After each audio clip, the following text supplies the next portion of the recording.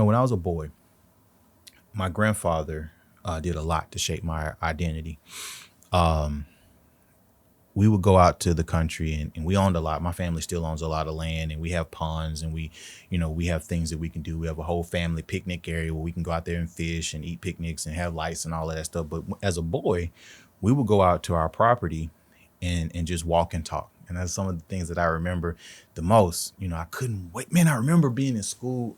Second grade comes to mind, but man, when it started getting warm, I checked out. I was like, I could be fishing right now. You know what I mean? Go and walk with my granddaddy.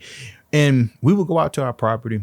And I remember walking back because we did a lot of walking back then. He liked to walk.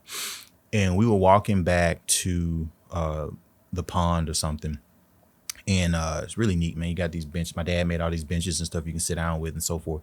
And he says, we were walking down the road and these grasshoppers was just jumping everywhere. And he asked me a question. He stopped and he asked me a question. He said, "Boy, what did you see?" "Well, I saw a grasshopper jump." "Did it know where it was going?" I was like, "No." He said, "Come here, boy." And we went to his ant pile and you saw these lines of ants. Everybody's seen these lines of ants. They're just busy. They're on purpose. And they stop for a minute. "Yeah, you good? You good? All right, cool." I imagine this is what I imagine them saying to each other. "Hey, man, you good? Yeah, it's still there? Yeah, okay, cool. The food's over here? Yeah, the house still there? Yeah, okay, cool. Did Lawrence kick it down?" He's like, "No." "Okay, cool. We're going to go." And they're on purpose, right? I don't know why I imagine that dialogue every time I see them happening, but that's what they do. They talk for a minute. It's like high five and then just, but you still see ant mounds in the winter. You don't see grasshoppers. And so what I learned, because I reflect a lot on what my grandfather, my father, and, pivotal people in my life tell me, most people you meet are more like the grasshopper than they are the ant.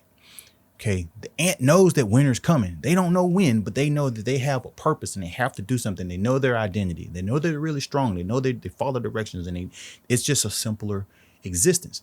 The grasshopper jumps because of a stimulation. You walk, they don't know where they're going. They might hit a spider web. They might jump into another field. And if you chase them, they're just going to keep jumping. How many people do we meet that are just jumping through life? They get a stimulus, and you know what that stimulus most likely is? How they feel. Okay.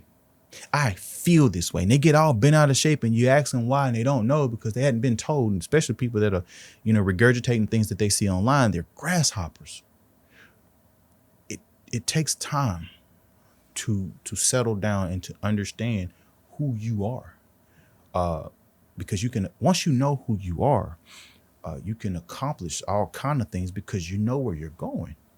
Doesn't mean it's easy, and like the ant, you're going to meet people along the way. They're going to feather tap you and keep you on point and on direction.